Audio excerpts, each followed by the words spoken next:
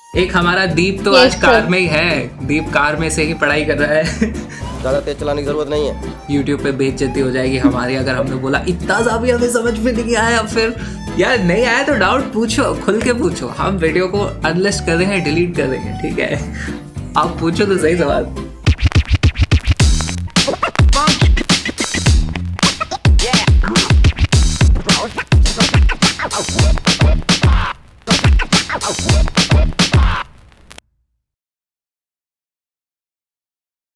Hello hello hello, welcome to the physics for NEET series. इसका आज चल रहा है हमारा लेक्चर नंबर 3 और हम पढ़ रहे हैं इलेक्ट्रोस्टैटिक्स। कल हमने पढ़ा था कूलम्स लॉ, उससे पहले हमने पढ़ लिया था चार्ज क्या होता है। आज हम पढ़ने वाले हैं कि मीडियम के कारण कूलम्स लॉ में क्या फ़र्क पड़ता है। उसके बाद हमें थोड़ा समय मिलेगा तो हम इलेक्ट्रिक फील्ड के बारे में पढ़ लेंगे और हमारी आवाज़ सही आ रही है वो भी हमें पता चल गया। Okay, we are live on YouTube now. सबसे पहले तो हमारे साथ ऑडियंस में आज बहुत सारे स्टूडेंट्स हैं। कौन कौन है? प्लीज इंट्रोड्यूस योरसेल्फ, अनम्यूट करो, जल्दी से बता दो। अटेंडेंस, हेलो, जल्दी जल्दी बोलो सब लोग, अपना अपना हाथ उठा के नाम बताओ। हेलो, मैं शर्मा फ्रॉम उत्तराखंड। एक एक करके। This side Usma Khan. उस्मा, प्रद्युमन, उस्मा, प्रद्युमन, सौम्या, सानिया। सानिया हमारे साथ आज 2 सानिया है। इसी के साथ हम स्टार्ट करते हैं वीडियो को। अच्छा, इस सीरीज के सब लोग म्यूट हो जाओ थोड़ी देर।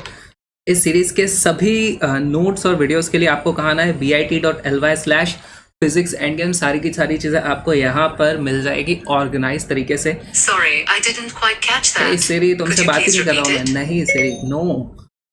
अच्छा, क्या आप लोगों ने मुझे अनअकैडमी लर्निंग ऐप पे फॉलो किया? अगर नहीं किया है तो कर लो, क्योंकि मेरी जब भी लाइव क्लास होगी आपको नोटिफिकेशन कैसे आएगा? तो ये मेरी प्रोफाइल है, वहाँ जाकर के फॉलो का बटन दबाना है। प्रोफाइल कहाँ मिलेगी? अनअकैडमी लर्निंग ऐप पे जाना है आपको।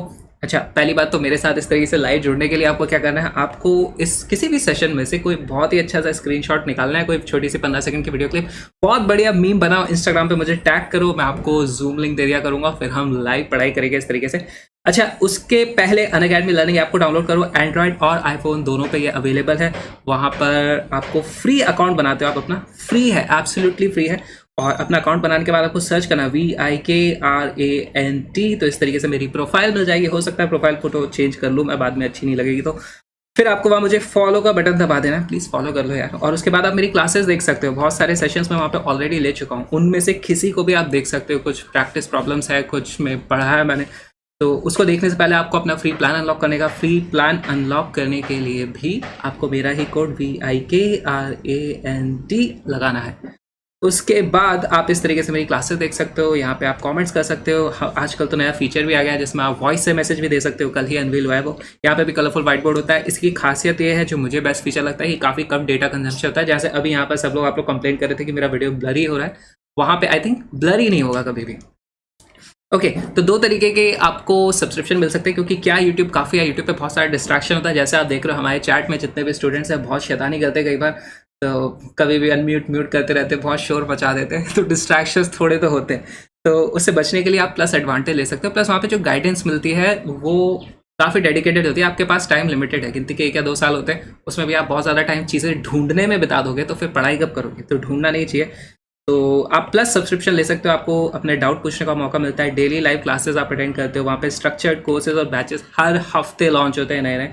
और आप एक आइकॉनिक सब्सक्रिप्शन ले सकते हो, उसमें प्लस वाले सारे फायदे तो हैं ही, साथ में आपको एक पर्सनल कोच मिलता है जो 1-on-1 मेंटरशिप करेगा, आपको गाइडेंस देगा। आपके कुछ डाउट्स हैं जो मैं या तो शायद सॉल्व नहीं कर पाऊंगा, यहाँ पे इतने सारे स्टूडेंट्स हो जाते हैं, पर आप वहाँ पे 1-on-1 पर्सनल कोचिंग ले सकते हो, जिसका काफ़ी फ़र्क पड़ता है। नॉट ओनली इन करियर, वो अपना लाइफ एक्सपीरियंस भी शेयर करते हैं। जैसे आपको कॉलेज मिल गया, वहाँ जाके क्या करना चाहिए आपको, तो बहुत सारे फ़ायदे आपको मेंटरशिप में मतलब साइड में से एक्स्ट्रा मिल जाते हैं, जिनके बारे में शायद आपको अभी पता भी नहीं होगा कि आप उन चीज़ों को ढूंढ रहे थे। तो आई थिंक एक डेडिकेटेड कोच होना बहुत अच्छी चीज़ है। तो वो एक चीज़ हो सकती है। आप अनअकैडमी पे आइकॉनिक या प्लस सब्सक्रिप्शन ले सकते हो, वहाँ पे भी आप मेरा कोड विक्रांत लगा करके 10% या मैक्सिमम पॉसिबल जो भी डिस्काउंट है वो अवेल कर सकते हो। सबसे इंपॉर्टेंट चीज़, कोड मेरा लगाना है नहीं, उससे ज़्यादा इंपॉर्टेंट चीज़, हमारे इस सीरीज़ के सभी नोट्स और वीडियोस को एक स्ट्रक्चर्ड तरीके से देखने के लिए आपको इस लिंक पे आना है bit.ly/physics endgame।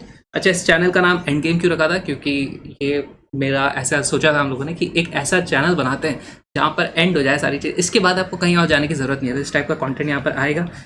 ओके, तो अब हम स्टार्ट करते हैं। हमारा आज का टॉपिक है effect of a medium on the electrostatic force.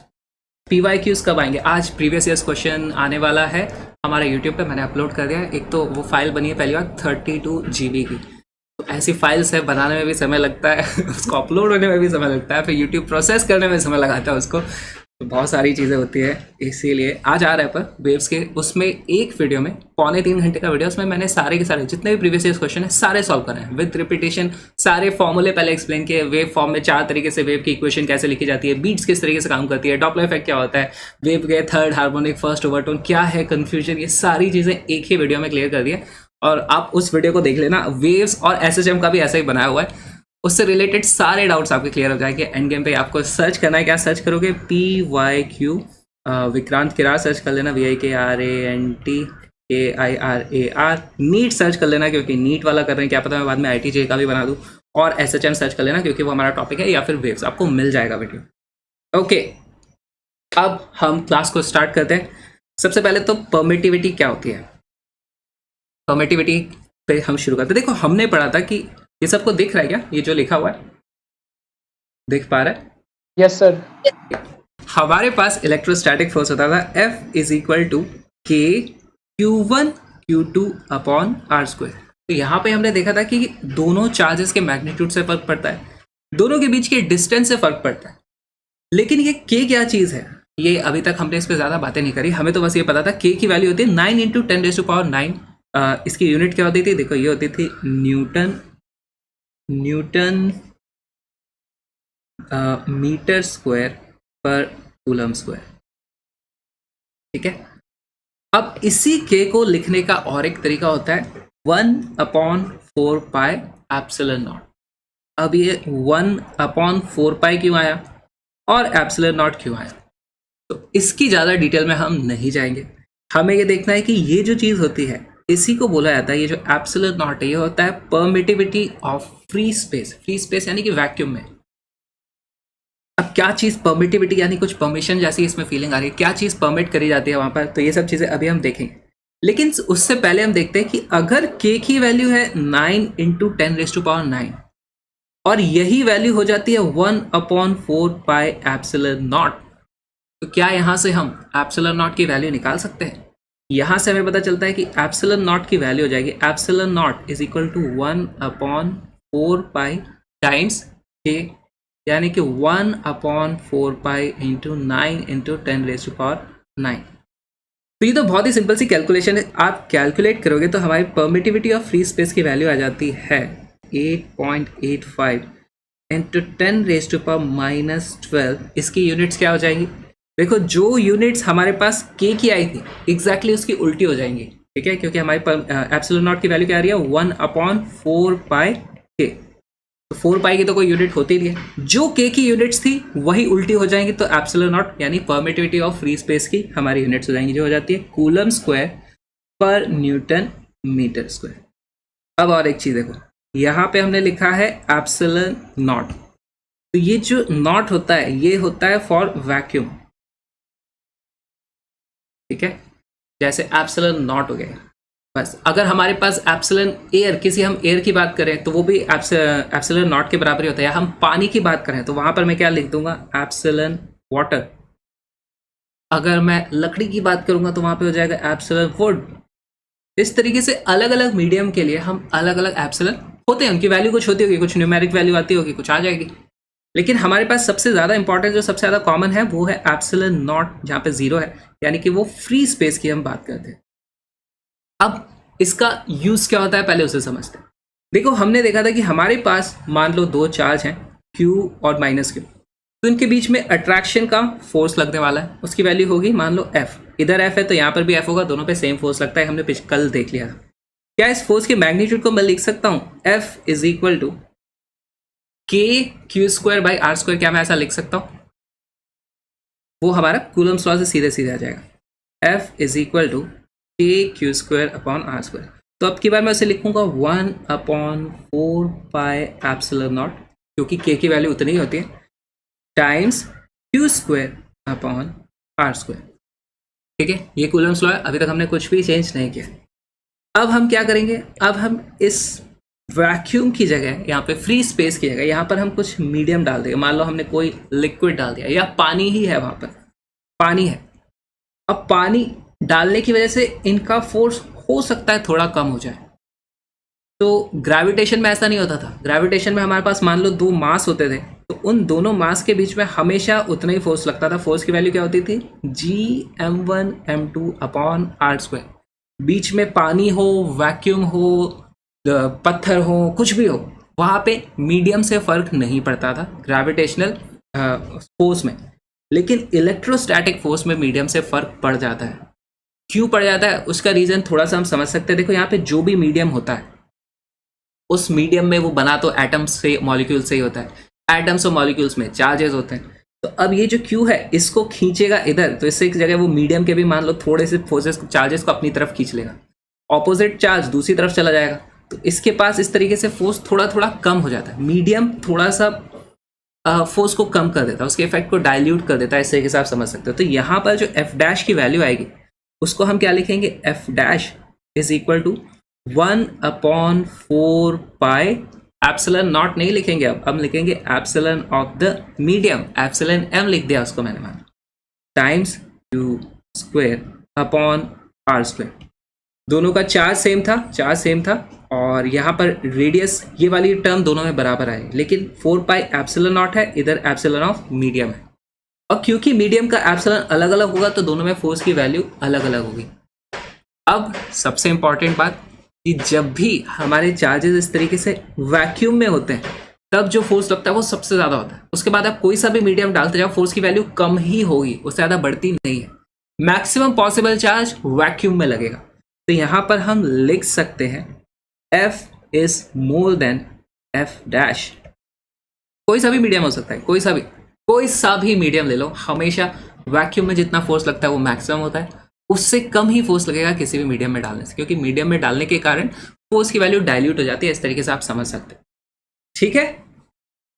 अब देखो हम कुछ एप्सिलॉन की कॉमन वैल्यूज को लिखते हैं। तो हमारे पास एप्सिलॉन नॉट होता है, एप्सिलॉन नॉट, इसको हम या तो एयर होगा ये, या फिर इसको हम वैक्यूम भी बोल सकते हैं। इसकी वैल्यू अभी हमने देखी थी, वो होती है 8.85 इंटू 10⁻⁻12 कूलम स्क्वायर पर न्यूटन मीटर स्क्वायर। ये वैल्यू आपको याद रख लेनी चाहिए। कभी मान लो डायरेक्ट क्वेश्चन आ गया इस तरीके का, है ना, हो सकता है नीट में ऐसे क्वेश्चंस आ सकते हैं, क्योंकि इसमें उतना कॉम्प्लिकेटेड चीज़ नहीं है ना, एक वैल्यू बेस्ड है, मे भी आ जाए। हमारे पास और भी बहुत सारे मीडियम होते हैं, लकड़ी हो सकती है, पानी हो सकता है, लिक्विड हो सकता है, अल्कोहल हो सकता है, और क्या क्या चीज़ें दिख रही हैं अपने आसपास, देख लो, वो सब मीडियम है हमारे। तो एप्सिलॉन, मान लो मैं कुछ कॉमन वैल्यू बताता हूँ ग्लास की, एप्सिलॉन ऑफ ग्लास, उसकी वैल्यू होती है 3 इंटू 10⁻⁻11 कूलम स्क्वायर पर न्यूटन मीटर स्क्वायर। बताओ इन दोनों में से कौन सा एप्सिलॉन बड़ा है? ये 3 बड़ा है या 8.85 बड़ा है? 3। अच्छा, यहाँ पे 10⁻⁻11 है यार, यहाँ पे 10⁻⁻12 है। तो एक्चुअली आप इसे देखोगे तो ये हमारा 0.3 इंटू 30 इंटू 10⁻⁻12 है। हाँ सही बोल रहे थे यार, 3 बड़ा है, करेक्ट। तो यहाँ पे धोखा मत खाना, इस तरीके से कई बार गलत फहमी हो जाती है हमें। तो न्यूमेरिक वैल्यू से, और हमारे पास ये जो पावर है उसको भी कंसिडर करना चाहिए। इसके बाद हमारे पास होता है एप्सिलॉन ऑफ वाटर, ये भी काफ़ी कॉमन वैल्यू। इन वैल्यूज़ को आपको वैसे याद रखने की ज़रूरत नहीं है। 7.12 इंटू 10⁻⁻10 कूलम स्क्वायर पर न्यूटन मीटर स्क्वायर। हमारे पास ये 3 वैल्यूज़ हो गई। अब ये वैल्यूज़ ना बहुत ही अजीब अजीब से नंबर्स आ रहे हैं, ये क्या है, ये क्या है, ये क्या है, इतनी सारी वैल्यूज़ हम क्यों याद रखें? हमें फिर ये भी याद रखना है यहाँ पर पावर है, ये है। एक चीज़ हमको पता है कि जो हमारा वैक्यूम का एप्सिलॉन नॉट है वो सबसे छोटा होता है, यहाँ पे 10⁻⁻12 है, बाकी देखो यहाँ -11 है, -10 है, और ऐसा सभी जगह देखा गया एप्सिलॉन नॉट सबसे छोटा होता है। तो हमने क्या किया, हमने रिलेटिव परमिटिविटी का यूज़ करना शुरू कर दिया। तो हम बोल दिया, हमने एक फॉर्मूला बना लिया कि epsilon of a medium is equal to epsilon R times epsilon nought. ये हमने एक फॉर्मूला बना दिया और यहां से हमें मिल जाता है रिलेटिव परमिटिविटी। वो क्या हो जाएगी, देखो, relative permittivity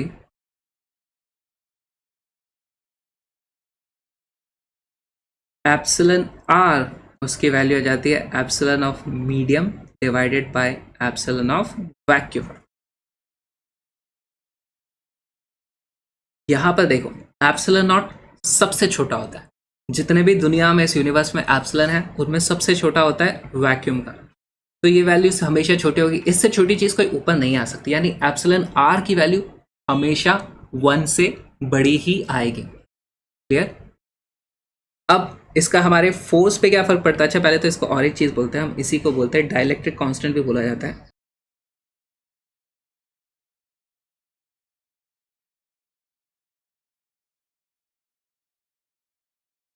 this is also known as dielectric constant. For example water के लिए एप्सिलॉन की वैल्यू हम ये याद रखने की बजाय हम इस तरीके से याद रखते हैं कि वाटर के लिए जो एप्सिलॉन आर ऑफ वाटर होता है उसकी वैल्यू हो जाती है 81। अप्रॉक्सीमेट वैल्यू मैंने यहाँ पर यूज़ कर ली है। इस तरीके से हमें चीज़ें याद रखना आसान होता है और इसका और एक बहुत बड़ा फ़ायदा होता है। कैसे होता है देखो, अच्छा और एक वैल्यू बताता हूँ, एप्सिलॉन आर ऑफ ग्लास भी रख देते हैं। एप्सिलॉन आर ऑफ ग्लास उसकी वैल्यू आ जाती है अप्रॉक्सीमेटली 7। क्वेश्चन करते हैं इसका। हमारे पास फोर्स इन अ मीडियम उसकी वैल्यू कितनी हो जाती है? 1/4 pi epsilon of medium into Q square upon R square. इसी को हम लिख सकते हैं, आप ध्यान से देखना, एप्सिलॉन एम को मैं रिलेटिव उसकी टर्म्स में लिख दूंगा। हमारे पास होता है epsilon of medium is equal to epsilon relative times epsilon naught. इसकी वैल्यू हो जाएगी 1/4 pi epsilon naught into 1 epsilon R into Q square upon R square. यहाँ पे मैं थोड़ा सा रीअरेंज कर देता हूँ इसको इधर लिख दो, इसको इधर ले। क्या आप लोग देख पा रहे हो? ये वाली जो टर्म है ये है हमारा फोर्स इन वैक्यूम 1/एप्सिलॉन आर टाइम्स एफ वैक्यूम, है ना। यहाँ पे 1/4 पाई एप्सिलॉन नॉट है, वैक्यूम की परमिटिविटी है। इससे हमें क्या पता चलता है? F in any medium, F in medium is equal to 1/ER F in vacuum. ये हमारे काम की बस इस पूरे टॉपिक में बस ये वाली लाइन है, इसके अलावा सब कुछ काम का नहीं। बस इससे हमारे सारे क्वेश्चन इसी से होंगे। यहाँ पर एप्सिलॉन आर को हम रिलेटिव परमिटिविटी बोलते हैं या फिर डाइलेक्ट्रिक कांस्टेंट बोलते हैं। बस हमें इतना ही करना है। ओके, इसका एग्जांपल सॉल्व करें। सबने लिख लिया? Yes sir. Yes sir. देखो हमारे पास सबसे आसान सवाल, पहले तो कॉन्सेप्ट क्लियर करने के। हमारे पास वैक्यूम में अगर फोर्स लगता है कि नहीं दो चार्जेस के बीच में F, तो मीडियम में उनके ऊपर कितना फोर्स लगेगा? अगर उस मीडियम की एप्सिलॉन आर यानी कि रिलेटिव परमिटिविटी की वैल्यू दे रखी है हमने 81, जो कि शायद पानी की होती है, 80.4 के आसपास शायद होती है। ये अगर हमने कोई चार्ज थे उनके बीच में इलेक्ट्रोस्टैटिक फोर्स लगा था F। अगर मैंने इसको एज इट इज यहाँ पे एक डब्बा लगा करके यहाँ पे पानी भर दिया, तो अब ये पानी के अंदर आ गया एक मीडियम के अंदर, तो इनके बीच का फोर्स कुछ कम हो जाएगा। उसकी वैल्यू कैसे कैलकुलेट करेंगे? हमें पता है force in a medium is equal to 1/एप्सिलॉन आर फोर्स इन वैक्यूम।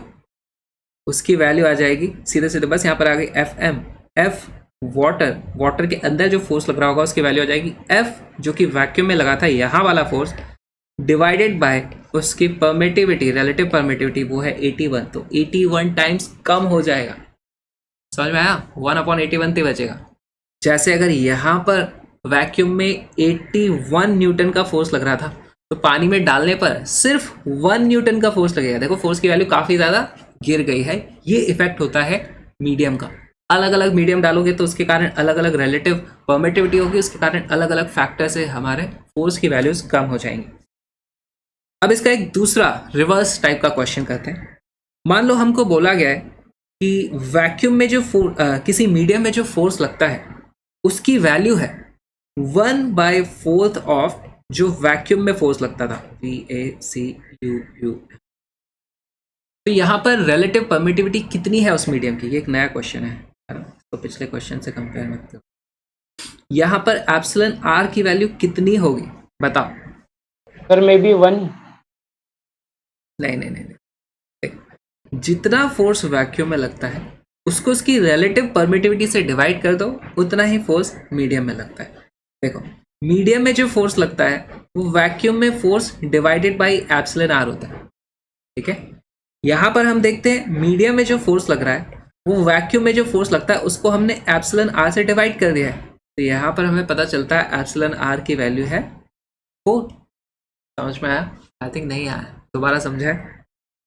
हमारे पास कभी भी वैक्यूम में जो फोर्स लगता है वो हमेशा मैक्सिमम होगा, उससे ज़्यादा फोर्स कहीं और नहीं लगता है, अगर हम डिस्टेंस और चार्ज की वैल्यू कांस्टेंट माने।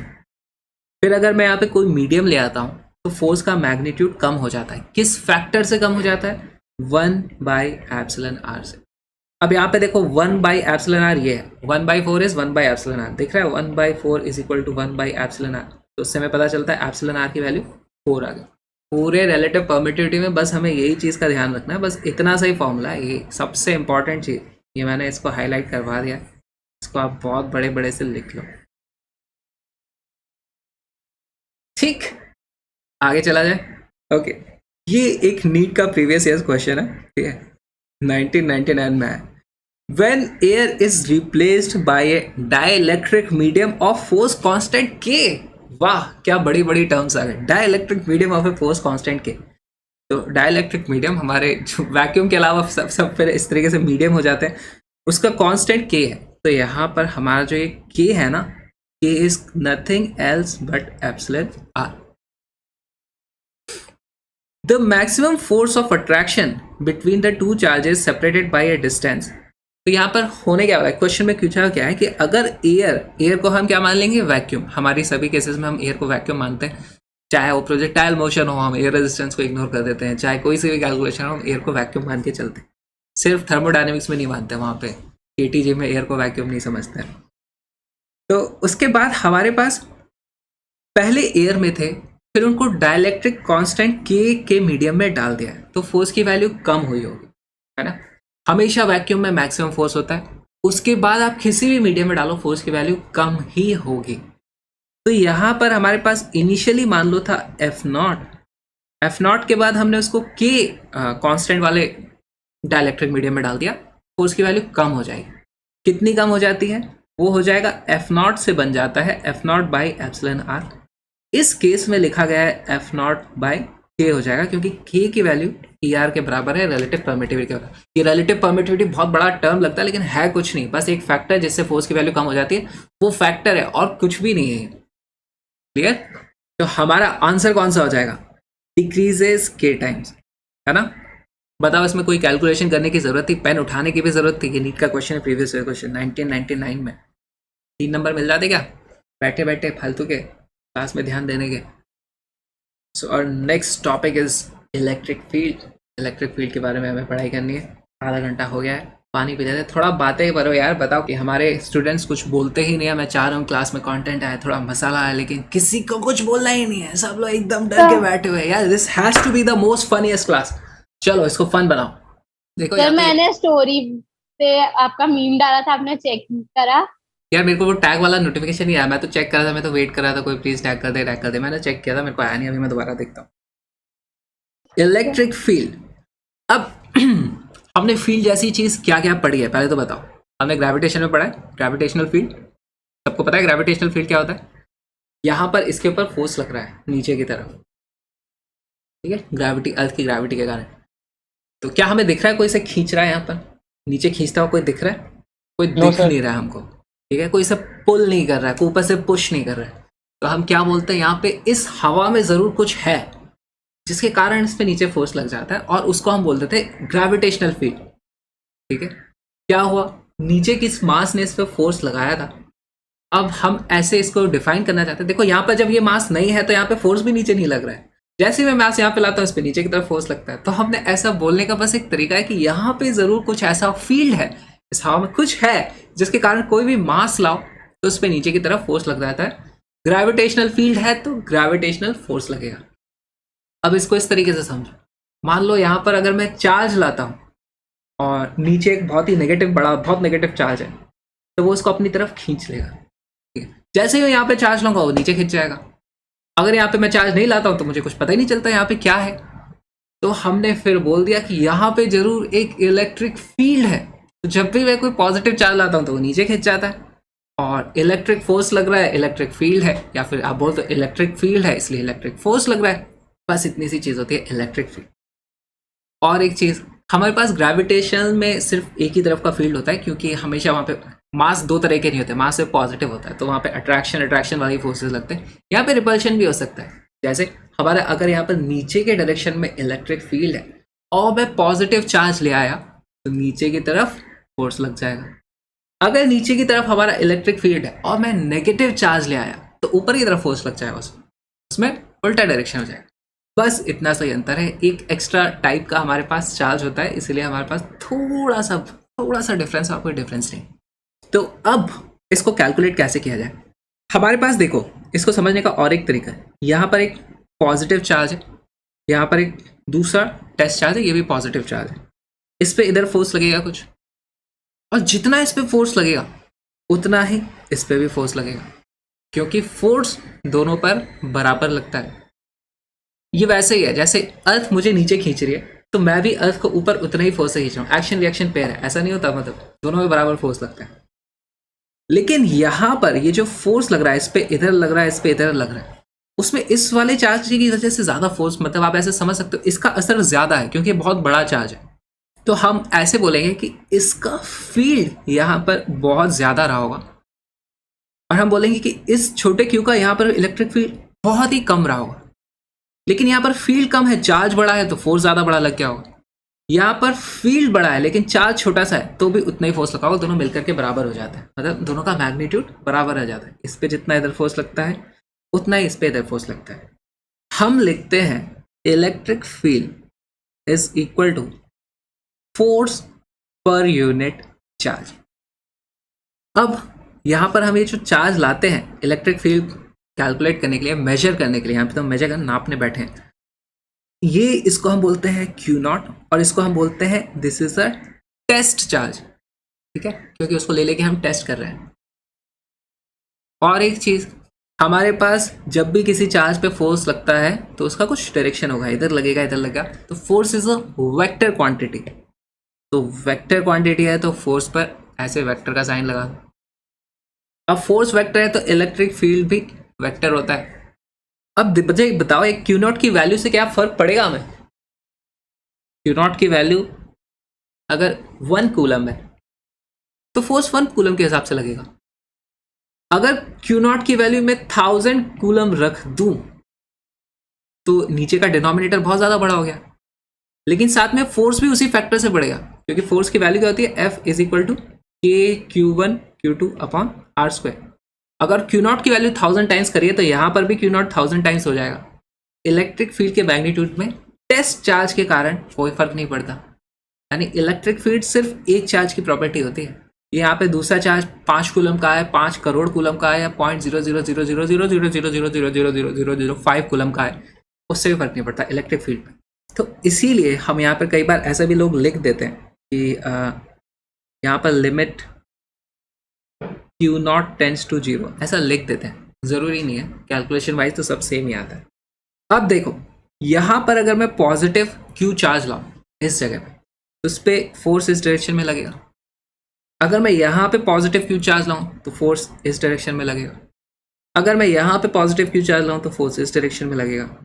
अगर मैं यहाँ पर पॉजिटिव Q चार्ज लाऊं तो फोर्स इस डायरेक्शन में लगेगा। ये हमारे पास फोर्स का डायरेक्शन है। तो फील्ड का डायरेक्शन भी ऐसे ही होगा, जिस डायरेक्शन में फोर्स होता है उसी डायरेक्शन में फील्ड होता है। Positive Q charge, test charge positive होना चाहिए। तो क्या मैं यहाँ पे इलेक्ट्रिक फील्ड के डायरेक्शन बना सकता हूँ? बिल्कुल बना सकते हैं हम। देखो यहाँ पर इस डायरेक्शन, इस पॉइंट पे आप कहीं पे भी पॉइंट ले लो, सब पे इस डायरेक्शन में हमारा फील्ड होगा। इधर आओगे तो यहाँ पर इस डायरेक्शन में होगा, यहाँ पर ऐसे आओगे तो इस डायरेक्शन में होगा, यहाँ पर देखोगे तो इस डायरेक्शन में होगा, इधर कहीं देखोगे तो इधर होगा, इधर कहीं देखोगे तो इधर होगा। ऐसे हमारे पास फील्ड आ रहा है। अब देखो ये फील्ड कहाँ तक जाएगा? कहाँ तक जाएगा, यहाँ पर रुक थोड़ी ना जाएगा। फील्ड तो जितनी दूर जहाँ जहाँ भी फोर्स लग सकता है वहाँ वहाँ पे फील्ड होता है। इस तरीके से बोला जाता है कि every charge creates a field और फिर उस फील्ड के कारण फोर्स लगता है। ठीक है, ये बोलने का तरीका है। ले दे के हो कुछ नहीं, दो पॉजिटिव चार्ज है तो वो रिपेल तो करना ही है, लेकिन हम बोलेंगे कि इस चार्ज ने यहाँ पर कुछ फील्ड बनाया, उस फील्ड के कारण इस वाले चार्ज पर इस डायरेक्शन में फोर्स लग गया। या फिर हम बोल सकते हैं इस छोटू चार्ज ने यहाँ पर कुछ इस डायरेक्शन में फील्ड बनाया, वहां पर हमारा दूसरा पॉजिटिव चार्ज आ गया है, इसलिए उस पर इस डायरेक्शन में फोर्स लग गया। Charge creates field, field creates force. ठीक है, इस चीज को लिख लो, बहुत ही इंपॉर्टेंट लाइन है। चार्ज, उससे बनता है हमारे पास फील्ड और उससे बनता है हमारे पास फोर्स। मुझे एक बात बताओ, क्या यहाँ पर इसकी अगर मुझे कुछ प्रॉपर्टीज लिखनी है इसके नेचर के बारे में, तो ये मैं क्या लिख सकता हूँ? यहाँ पे ये रेडियली आउटवर्ड्स है। अब देखो हमारे पास यहाँ नेगेटिव फील्ड, नेगेटिव चार्ज है सॉरी। अब हमारा टेस्ट चार्ज देखो हम हमेशा पॉजिटिव लेते हैं और बहुत ही छोटी इसकी वैल्यू लेते हैं। ठीक है, एक स्टैंडर्डाइज हमने सिस्टम बना दिया, छोटी बड़ी से ज़्यादा फर्क पड़ता नहीं है। यहाँ पर अगर मेरे पास पॉजिटिव चार्ज है तो इसके ऊपर किस डायरेक्शन में फोर्स लगेगा? इस डायरेक्शन में। ऑपोजिट तरह के चार्ज अट्रैक्ट करते हैं। अगर मैं यहाँ पर प्लस क्यू चार्ज ले आऊँ तो फोर्स लगेगा टुवर्ड्स माइनस। अगर मैं यहाँ पर प्लस क्यू चार्ज ले आऊँ तो उस पर भी इधर फोर्स लगेगा। अगर मैं यहाँ पर प्लस क्यू चार्ज ले आऊँ तो उस पर भी इस डायरेक्शन में फोर्स लगने वाला है।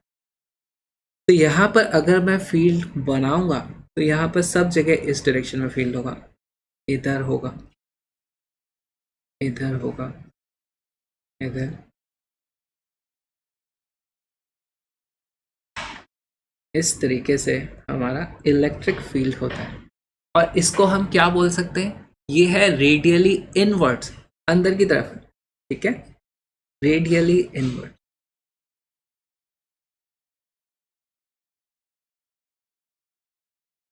सबने बना लिया? अब थोड़ा कैलकुलेशन करना शुरू करें, ग्राफ बनाना शुरू करें, आगे चले। हमारे पास इलेक्ट्रिक फील्ड की वैल्यू होती है फोर्स पर यूनिट चार्ज।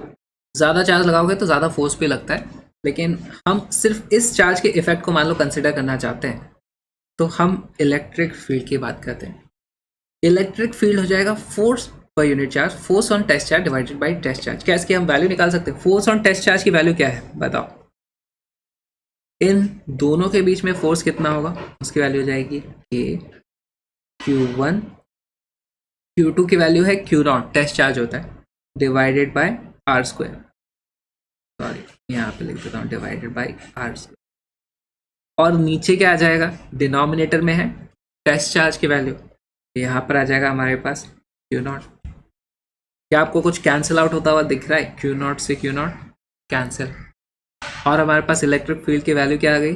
वो वैल्यू आ जाती है KQ अपॉन R स्क्वायर। ये है हमारा इलेक्ट्रिक फील्ड का formula due to a point charge.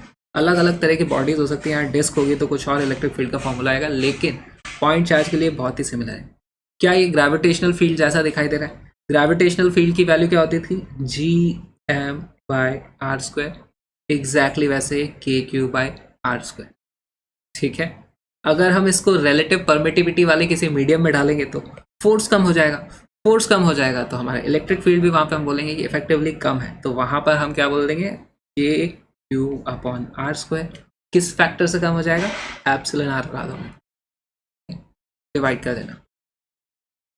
अब इसका हम ग्राफ बनाने की कोशिश करते हैं। ठीक है, यहाँ पर पहली बात तो हमें क्या दिख रहा है कि जो हमारा इलेक्ट्रिक फील्ड है वो प्रोपोर्शनल है 1/r स्क्वायर। जितना ज़्यादा डिस्टेंस होगा इलेक्ट्रिक फील्ड का मैग्नीट्यूड उतना ही ज़्यादा कम हो जाएगा।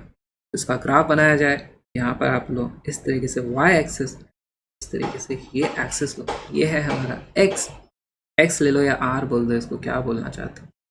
ये है हमारा इलेक्ट्रिक फील्ड और इसका ग्राफ कैसा होगा? देखो जब r की वैल्यू इनफाइनाइट है, बहुत ज़्यादा दूर चले जाओगे तो इसकी वैल्यू कितनी हो जाएगी? 0। डिनोमिनेटर बहुत बड़ा हो गया। r की वैल्यू 0 के आसपास ले आओ, 0.0000001, और फिर उसका भी स्क्वायर हो जाएगा डिनोमिनेटर पे, यानी ऊपर बहुत बड़ी टर्म आ जाएगी, यानी 0 के पास चार्ज की वैल्यू इनफाइनाइट के आसपास पहुंच जाएगी। तो हमारे पास जो ग्राफ आता है वो कुछ इस तरह का आता है।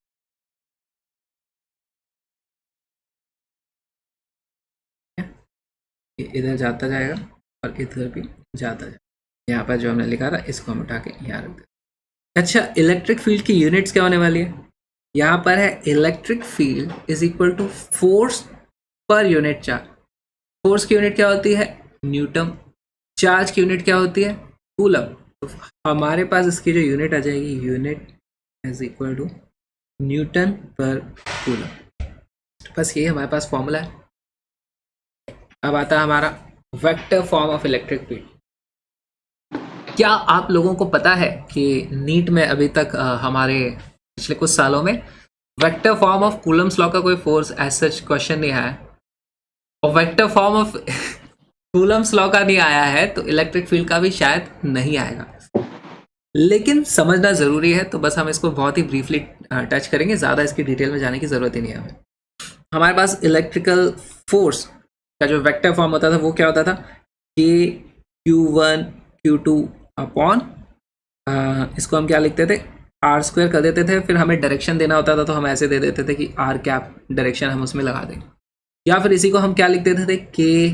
Q1 Q2 upon vector R का मैग्नीट्यूड का क्यूब टाइम्स वेक्टर आर, ऐसे कर देते थे। यहाँ पे ये देखो, ये स्केलर नंबर हो जाता था और यहाँ पर हमारे पास उससे डायरेक्शन आ जाता था। ये चीज़ें दोनों आप लोग को याद है, हमने पिछले कल ही पढ़ी थी ना ये चीज़ें। Yes sir. Yes sir. इसका हमने क्वेश्चन भी सॉल्व किया था, कैसे सॉल्व करते हैं, जो कि नीट में नहीं पूछे जाते हैं। ये भी हमने कर लिया, तो आज उतना डिटेल में भी हम नहीं करेंगे। अच्छा, एक बात बताओ, अगर मैं बोलूँ कि ये Q2 की जगह मेरा टेस्ट चार्ज होता, ठीक है, टेस्ट चार्ज को मान लो मैं लिखता हूँ Q0, ठीक है, तो ये मेरा Q0 बन जाता है, ठीक है, ये भी मेरा Q0 हो जाता है। Okay sir, but board exam के बेसिस से तो ये इम्पोर्टेंट होगा शायद। बोर्ड एग्जाम के बेसिस से यार पता करना पड़ेगा। वेक्टर फॉर्म में यहाँ इसका डेरिवेशन पूछ सकते हैं, मतलब ये जो भी लिख रहे हैं ये चीज़ इंपॉर्टेंट है, इसीलिए तो ये स्लाइड है यहाँ पे, नहीं तो मैं एकदम स्किप कर देता है। पहली बार डरने की ज़रूरत नहीं है, जैसे हमने पिछला वाला किया था ना, vector form of Coulomb's law, exactly same चीज़ है ये। उसका जो डेरिवेशन है बस उसमें नीचे हमें टेस्ट चार्ज से डिवाइड कर देना। तो हम लास्ट में लिखते हैं कि electric field vector is what is nothing but force vector divided by the test charge Q0। इसको डिवाइड कर दीजिए आप, इसकी वैल्यू क्या आएगी? एग्जैक्टली यही आ जाएगी। यहाँ से बस Q0 की वैल्यू उड़ा देनी है हमें, ठीक है।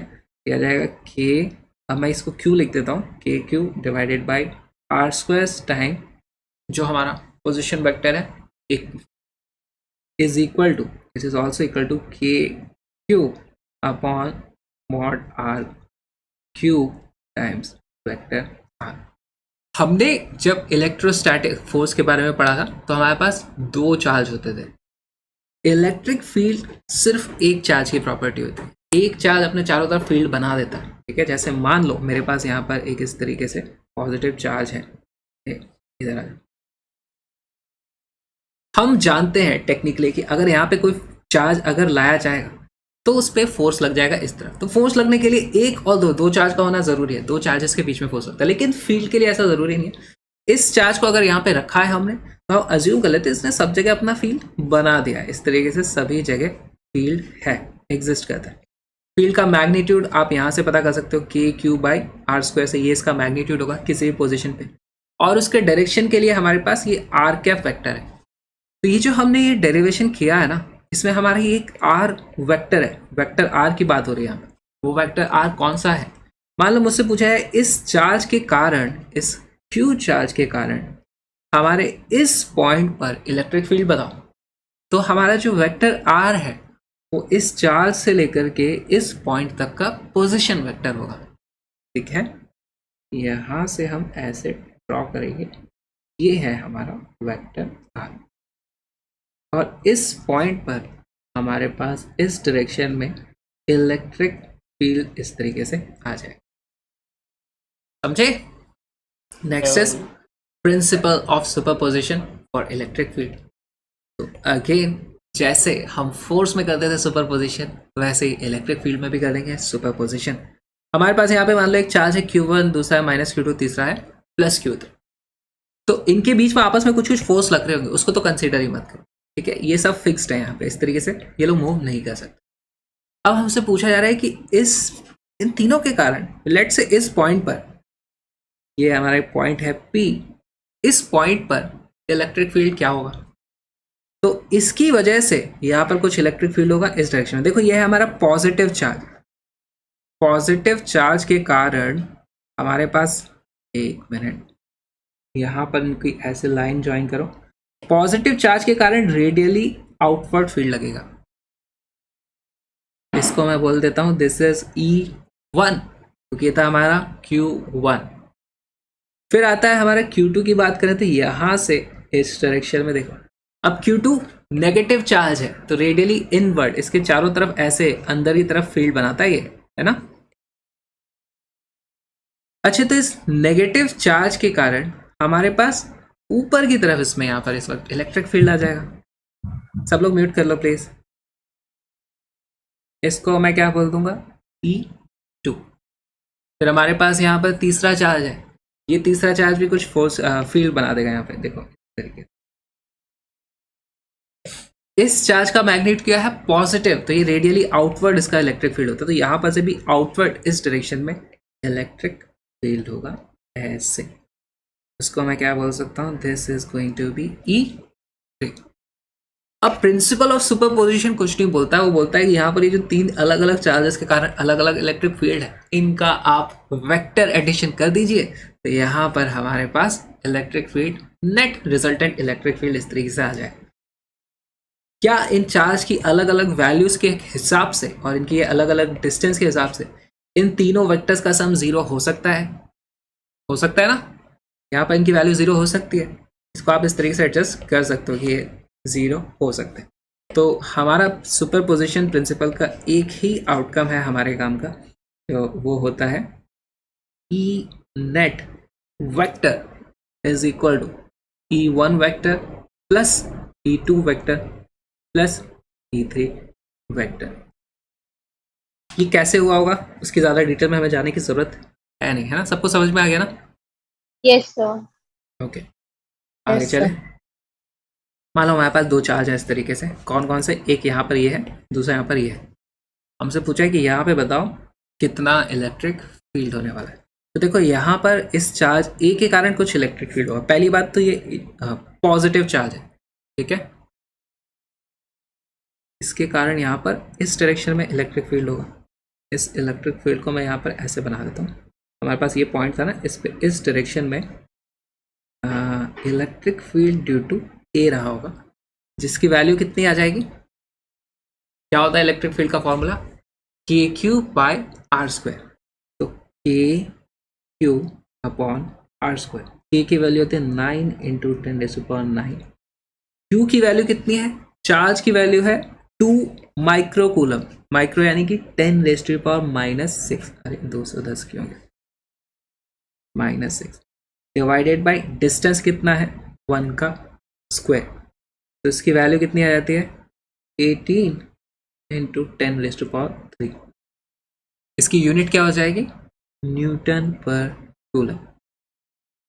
ठीक, अब इस बी चार्ज को देखो, बी है हमारा नेगेटिव चार्ज। नेगेटिव चार्ज पे हमेशा रेडियली इनवर्ड इस तरीके से इलेक्ट्रिक फील्ड्स होते हैं। तो इसने यहाँ पर जो इलेक्ट्रिक फील्ड बनाया होगा उसका डायरेक्शन भी ये होगा। तो यहाँ पर जो इलेक्ट्रिक फील्ड बना होगा उसको मैं यहाँ पे बना देता हूँ इस तरीके से, ऐसे। ये हो गया हमारा E ड्यू टू B। इसके मैग्नीट्यूड कितना हो जाएगा, K की वैल्यू है 9 इंटू 10⁻9 टाइम्स चार्ज की वैल्यू कितनी है 2 की जगह इस बार है वो 4 इंटू 10⁻6 डिवाइडेड बाई इन दोनों के बीच का डिस्टेंस कितना है, वो है अगेन 1 का स्क्वायर। तो यहाँ पर वैल्यू कितनी आ जाती है, 9 into 4 is 36 into 10⁻3 Newton per coulomb. तो क्या इस पॉइंट पे जो टोटल इलेक्ट्रिक फील्ड होगा वो इस डायरेक्शन में दोनों का हमें वेक्टर एडिशन कर देना, बेसिकली इन दो वेक्टर का। तो हम लिख देंगे E net is equal to vector EA plus vector EB। अब क्योंकि दोनों का डायरेक्शन देखो सेम है, दोनों के दोनों पॉजिटिव एक्स डायरेक्शन में, अगर ये हमारा एक्स डायरेक्शन होता तो दोनों पॉजिटिव डायरेक्शन में, दोनों को हम एज इट इज ऐड कर सकते हैं। अगर एक हमारा पॉजिटिव डायरेक्शन में होता, दूसरा नेगेटिव डायरेक्शन में होता, तो हमको उनको सब्ट्रैक्ट करना पड़ता है ना। ये चीज़ हम अभी इसको आई कैप और जे कैप में मैं लिख नहीं रहा हूँ। आई कैप जे कैप में लिखेंगे ज़बरदस्ती चीज़ें कॉम्प्लिकेटेड हो जाएगी। यहाँ पे क्योंकि एक ही लाइन की बात थी तो हमने कहा ठीक है, एक को हम पॉजिटिव डायरेक्शन ले लेते हैं, दूसरे को नेगेटिव डायरेक्शन ले लेंगे, अपने हिसाब से हम कैलकुलेशंस कर लेंगे। यहाँ पर हम इन दोनों को ऐड कर देंगे और हम लिख देंगे, हमारे पास वैल्यू जाती है 36 + 18 कितना होता है 54 × 10⁻³ न्यूटन पर कूलम, या फिर आप इसको 54 किलो न्यूटन पर कूलम भी बोल सकते हो, ठीक है। और यहाँ पे मैं डायरेक्शन है towards B. By the way ये भी एक वेक्टर लिखने का ही तरीका हो गया। मैंने डायरेक्शन देखो, यहाँ पे मैंने मैग्नीट्यूड लिख दिया, यहाँ पे मैंने डायरेक्शन लिख दिया। तो कोई भी इंसान इस चीज़ को पढ़ के उसको उस क्वांटिटी का मैग्नीट्यूड और डायरेक्शन मिल रहा है, तो ये भी एक तरीके से वेक्टर ही है, करेक्ट। बस इसका क्रॉस प्रोडक्ट नहीं कर पाओगे आप। खुश हो जाओ, नीट में ऐसी चीज़ें आती नहीं। अब हम थोड़ा सा एनालिसिस कर लेते हैं हमारी चीज़ों का। मान लो हमारे पास इस तरीके का एक सिचुएशन है, यहाँ पर पॉजिटिव क्यू चार्ज है, यहाँ पर नेगेटिव क्यू चार्ज है। सिर्फ हम डायरेक्शन बता लेंगे, क्वेश्चन हम वैसे ज़्यादा डिटेल में सॉल्व नहीं करेंगे, ठीक है। यहाँ पर बताओ इस ए के कारण, इसके कारण यहाँ पर किस डायरेक्शन में हमारे पास इलेक्ट्रिक फील्ड होगा। ये है पॉजिटिव चार्ज। पॉजिटिव चार्ज दूर भगाता है अपने से पॉजिटिव टेस्ट चार्ज को। तो यहाँ पर हमारे पास ई ए की वैल्यू आ जाएगी, दिस विल बी ई ए। यहाँ पर हमारे पास है नेगेटिव क्यू चार्ज, ये अपनी तरफ खींचता है, तो हमारे पास यहाँ पर हो जाएगा ये ई बी। अगर हमारे पास सिमेट्री है, यानी कि अगर ये एंगल 60 डिग्री है, ये एंगल 60 डिग्री है, ये एंगल 60 डिग्री है, दोनों चार्जेस के मैग्नीट्यूड तो बराबर हैं, तो यहाँ पर इन दोनों के कारण जो नेट रिजल्टेंट फोर्स आएगा, सॉरी इलेक्ट्रिक फील्ड आएगा, वो इस डायरेक्शन में आ जाएगा। और हमारे पास ये आ जाता है ई रिजल्टेंट, उसको आप बोल सकते हो। ये सारी वेक्टर क्वांटिटीज है। आगे चलते हैं, ये देखो और एक हमारे पास एग्जांपल है। एग्जैक्ट सेम चीज़ हमने कल सॉल्व करी थी फोर्स के लिए, है ना। हमने पता किया था इस पॉइंट पे हमारे पास एक प्लस क्यू चार्ज था, उस पर हमने बताया था कि कितना फोर्स लगता है। देखो ये वाले के कारण इधर फोर्स लगता था, ये वाले के कारण इधर फोर्स लगता था, इस वाले के कारण थोड़ा सा कम इधर फोर्स लगता था। इन तीनों का वेक्टर एडिशन करके हम इस डायरेक्शन में नेट फोर्स निकाल लेते थे। अब उसी फोर्स को इस चार्ज की वैल्यू से आप डिवाइड कर दोगे ना, तो यहाँ का इलेक्ट्रिक फील्ड आ जाएगा। अगेन इसकी हमें कैलकुलेशन करने की ज़रूरत नहीं है। यहाँ पर हमारे पास देखो इस डायरेक्शन में होगा कुछ ई सी वेक्टर, और इस ई सी का चलो मैं मैग्नीट्यूड निकाल देता हूँ। ये देखो ये था हमारा पॉजिटिव क्यू। पॉजिटिव क्यू के कारण इसका मैग्नीट्यूड जाएगा E = KQ/R²। यहाँ पे इन दोनों के बीच में जो डिस्टेंस है उसकी वैल्यू है A, तो इस इलेक्ट्रिक फील्ड के मैग्नीट्यूड आ जाएगा KQ/A²। इस B के कारण हमारे पास कुछ मैग्नीट्यूड होगा, नीचे की तरफ इलेक्ट्रिक फील्ड इस डायरेक्शन में आएगा, क्योंकि ये भी हमारा पॉजिटिव चार्ज है। तो इसके कारण लाल रंग से बना देता हूँ, नहीं नीले से बनाता हूँ। ये हो जाता है हमारे पास EB = KQ/A²। और अब मैं थोड़ा सा ट्रिक कर देता हूँ, यहाँ पर इसको हम कर देते हैं नेगेटिव चार्ज। इसको जैसे हमने नेगेटिव चार्ज कर दिया, तो अब इसके कारण रेडियली इनवर्ड होगा, इसमें सारे के सारे फील्ड ऐसे बनाएगा अपनी तरफ। तो यहाँ पर हमारे पास इस डायरेक्शन में इलेक्ट्रिक फील्ड आने वाली है, ओके। और एक और बात बताओ, अगर इतना बड़ा हमारा इलेक्ट्रिक फील्ड बनता है ए डिस्टेंस पे, तो यहाँ पर तो डिस्टेंस ज़्यादा है, इस डिस्टेंस की वैल्यू एक्चुअली √2 टाइम ए हो जाती है। तो यहाँ पर डिस्टेंस बढ़ गया है, तो इलेक्ट्रिक फील्ड का मैग्नीट्यूड कम हो जाएगा। जितना दूर चार्ज होता है उतना कम मैग्नीट्यूड हो जाता है इलेक्ट्रिक फील्ड का। तो यहाँ पर हमारे पास इस डायरेक्शन में EA आ जाएगा। E, कोई मुझे EA का मैग्नीट्यूड बता सकता है? EA वेक्टर का मैग्नीट्यूड, सिर्फ मैग्नीट्यूड की बात करें तो वो हो जाता है KQ/ डिस्टेंस का स्क्वायर। इन दोनों के बीच में जो डिस्टेंस का स्क्वायर है, यहाँ पे आप पाइथागोरस थ्योरम लगा दो तो वो A² + A² = D² है, राइट। तो यहाँ पे मैं लिख सकता हूँ 2 टाइम्स A²। तो EA की वैल्यू हो जाएगी KQ/2A²। Yes sir. Yes sir. अब इनको ऐड नहीं कर रहा, अगर आपसे पूछा जाए, वैसे तो वेक्टर फॉर्म के सवाल आते नहीं नीट में, तो चलो उसके बाद में आगे बातें करने की ज़रूरत नहीं है इसके बारे में। नहीं तो आपसे पूछा जाए तो यार, आपसे पूछा जाएगा तो इस डायरेक्शन में बताओ, तो इसका कंपोनेंट इधर निकालना, इसको कंपोनेंट इधर निकालना, ऐड कर लेना। अगर आपसे पूछा जाए एक्स डायरेक्शन को आई कैप और इस डायरेक्शन को जे कैप बोल के करना है, तो आई कैप वाली टर्म्स ऐड कर लो, ये आई कैप में ये है और इसका कुछ कंपोनेंट इधर आएगा जो सब्ट्रैक्ट करना पड़ेगा क्योंकि उल्टे डायरेक्शन में। अगर हमसे जे कैप वाला पूछा जाएगा तो इसका एक कंपोनेंट पॉजिटिव जे कैप में है और ये वाला नेगेटिव जे कैप में। इस तरीके से हम दोनों को आई कैप और जे कैप के टर्म्स में भी लिख सकते हैं, जो कि हमने कल की क्लास में किया था। फोर्स के लिए बार बार हम सेम चीज़ रिपीट नहीं करेंगे। नेक्स्ट क्वेश्चन, हमारे पास यहाँ पर 4Q है और यहाँ पर Q है, तो क्या इन दोनों चार्जेस के बीच में इस लाइन की अगर मैं बात करूं,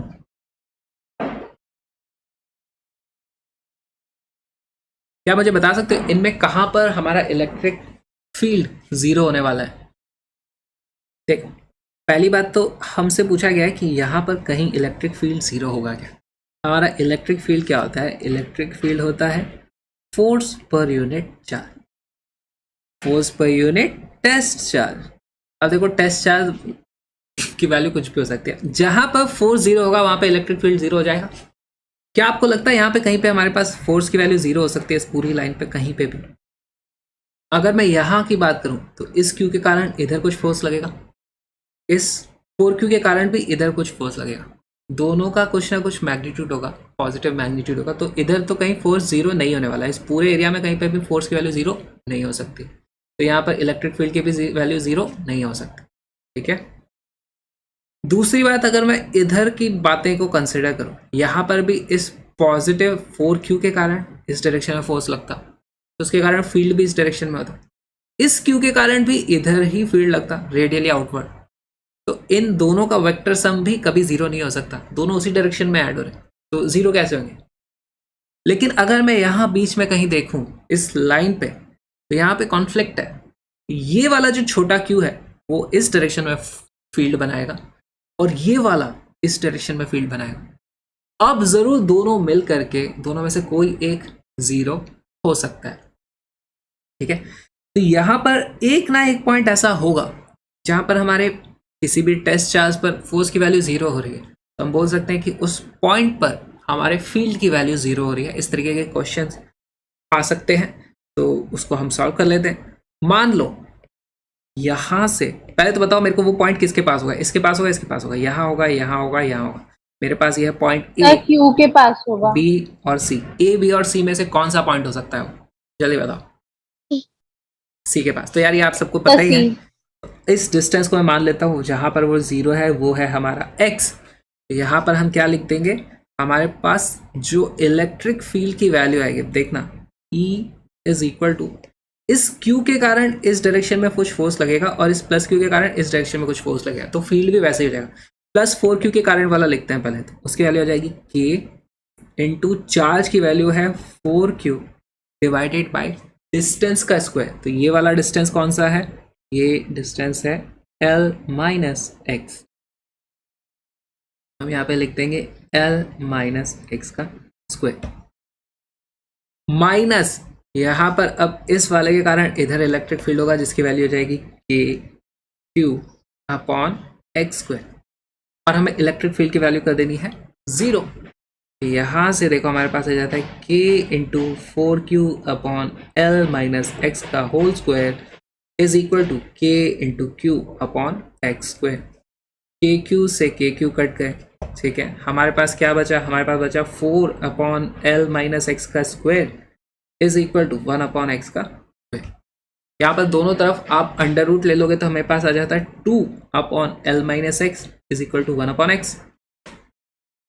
तो यहाँ से आ जाता है हमारे पास 2x is equal to L minus x, यानी कि 3x is equal to L, यानी कि x is equal to L by 3। तो यहाँ से L बाय 3 पॉइंट पे हमारे पास इलेक्ट्रिक फील्ड की वैल्यू जीरो है। भाई बहुत ही सिंपल क्वेश्चन था। किसी का कोई सवाल? तो आज हम इस क्लास को एंड करते हैं। एक बार और यहाँ पे देख लेते हैं, एक और थोड़ा सा एनालिसिस कर लेते हैं। मान लो हमारे पास एक प्लस 16Q है, यहाँ पर माइनस Q है। अब पता है यहाँ पे हमारा इलेक्ट्रिक फील्ड कहाँ जीरो हो सकता है? मैं कुछ ऑप्शन दे देता हूँ। यहाँ पे मान लो मेरे पास पॉइंट ए, यहाँ पे मेरे पास पॉइंट बी, ये है सी, ये है पॉइंट डी, ये है पॉइंट ई। इनमें से कहाँ पर हमारा इलेक्ट्रिक फील्ड 0 हो सकता है? Point A. सही जवाब। देखो, जो नेगेटिव चार्ज है वो अपनी तरफ खींचने की कोशिश करेगा इस तरीके से इसके सारे रेडियली इनवर्ड्स इलेक्ट्रिक फील्ड होंगे। इस पॉजिटिव क्यू के रेडियली आउटवर्ड इलेक्ट्रिक फील्ड इस तरीके से सारे होंगे। और अब ये पॉजिटिव 16 बहुत बड़ा चार्ज है, ये देखो सिर्फ क्यू था, ये 16 क्यू है, तो इसके इलेक्ट्रिक फील्ड की स्ट्रेंथ बहुत ज़्यादा होगी। तो यहाँ पर कहीं ना कहीं कोई पॉइंट ऐसा होगा तो जब यहाँ पे चार्ज की वैल्यू ज़रूर कम है, लेकिन देखो इन दोनों के बीच का डिस्टेंस बहुत कम हो जा रहा है। तो डिस्टेंस जब बहुत कम होता है तो इलेक्ट्रिक फील्ड की वैल्यू बहुत ज़्यादा हो जाती है। तो यहाँ पर कहीं ना कहीं एक ऐसा फील्ड होगा, मे बी यही है, इसको मैं बोल देता हूँ x। तो यहाँ पर एक ऐसा पॉइंट हो सकता है, ऐसा डिस्टेंस x ज़रूर होगा, जिसके कारण इसका इलेक्ट्रिक फील्ड का मैग्नीट्यूड और इसका इलेक्ट्रिक फील्ड का मैग्नीट्यूड बराबर आ जाए। तो हमारी इक्वेशन क्या हो जाएगी? q/x², जो हमारा इसके कारण इलेक्ट्रिक फील्ड है, उसका मैग्नीट्यूड है, उसका मैग्नीट्यूड इसके कारण इलेक्ट्रिक फील्ड के मैग्नीट्यूड के बराबर हो जाना चाहिए, जिसकी वैल्यू हो जाएगी k into 16q divided by l plus x का स्क्वायर। तो यहाँ से भी हम सॉल्व कर सकते हैं इसको जल्दी से। k से k कट गया, q से q कट गया, अगेन हमारे पास वैल्यू क्या आ जाती है? 1/x² is equal to 16/l plus x का स्क्वायर। दोनों तरफ अंडर रूट ले लो तो वैल्यू आ जाएगी 1/x is equal to 4/l plus x। यहाँ से आ जाता है हमारे पास l plus x is equal to 4x, यानी कि l is equal to 5x, यानी कि x is equal to l by 5। बहुत ही सिंपल आंसर आए। क्लियर? किसी को सवाल? यस, l की वैल्यू 3x हो गई। 4x माइनस हो गया।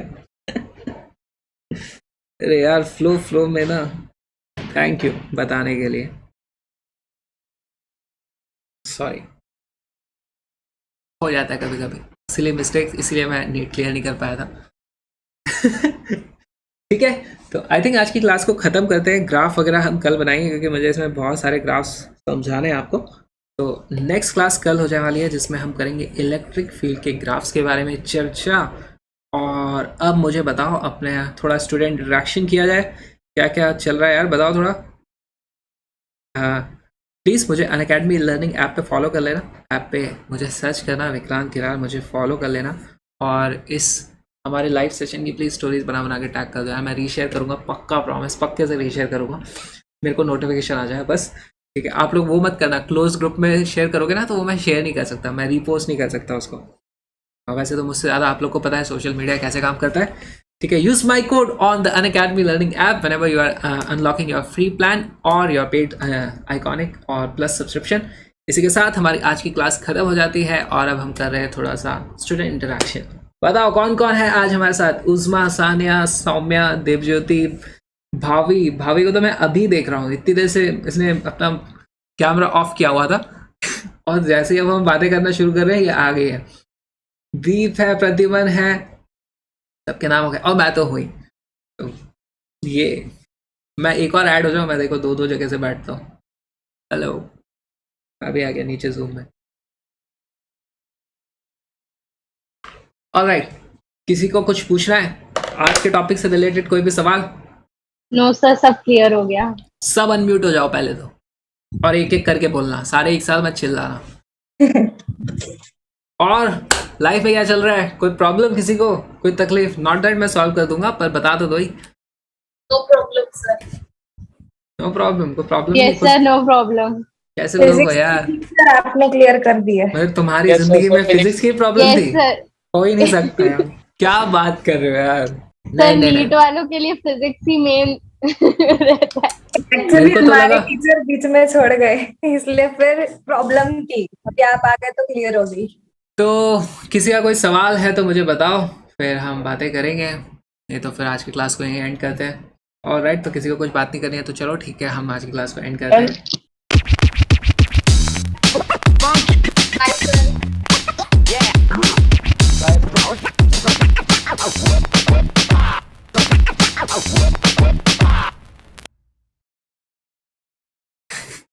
तुम लोग बोलते क्यों नहीं हो? जब भी लाइव स्ट्रीम होता है तब कोई कुछ नहीं बोलता है, फिर उसके बाद चुप हो जाते हो सारे के सारे हैं।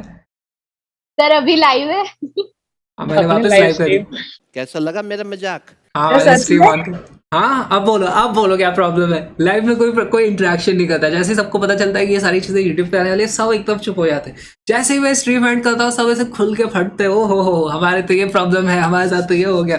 बताओ यार, घबराते किससे हो? अब कोई नहीं बोलेगा। सर आप रूम के बारे में पूछ रहे थे कल। हाँ यस, रूम के बारे में बताओ सौम्या। सर वो पूरा मतलब जैसे ये पूरा ह्यूमन फिजियोलॉजी का है, फिर उसके आगे मैं आपको पूरा ऐसे दिखाऊं? हाँ दिखा दो। काफी क्रिएटिव और इतने सारे मेडल्स टंगे हुए यार, तुम तो काफी ओवर अचीवर टाइप के लग रहे हो। सही है यार, काफी चीजें चिपका रखी है तुमने। नाइस। हमारे अब लाइव स्ट्रीम में रूम टूल्स भी हो रहे हैं, काफी ऑर्गेनाइज है।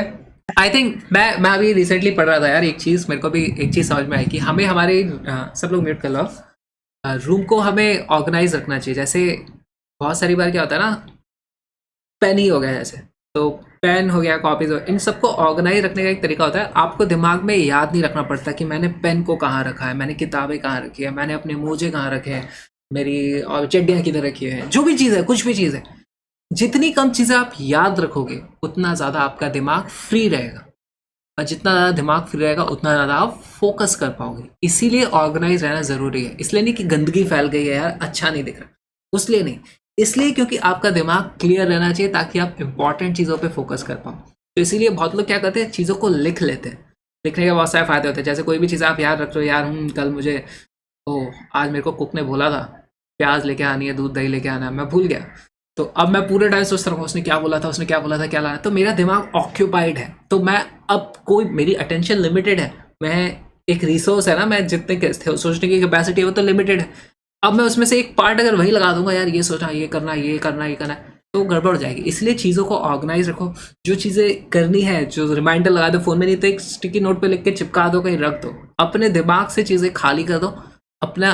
तो इसको लोग ये भी बोलते हैं कि आप बेसिकली अपनी मेमोरी को एक्सपैंड कर रहे हो, अपने ब्रेन को एक्सपैंड कर रहे हो, क्योंकि अब सारी चीज़ें आपके दिमाग में होने के बजाय आपने कुछ को पेपर पे डाल के उनको हटा दिया, तो आपका दिमाग फ्री हो गया। इट्स लाइक कंप्यूटर की रैम, तो उसको फ्री रखो तो आप ज़्यादा फोकस कर पाओगे। मैंने भी अभी करना शुरू किया, आप लोग भी करना शुरू करो इस चीज़ को। तुम बहुत अच्छा कर रही हो सौम्या, तो चीज़ों को चिपका thank you sir. Sir Anand sir ने बोला था कि टू डू लिस्ट बनाया करो, तो मैं रोज बनाती हूँ।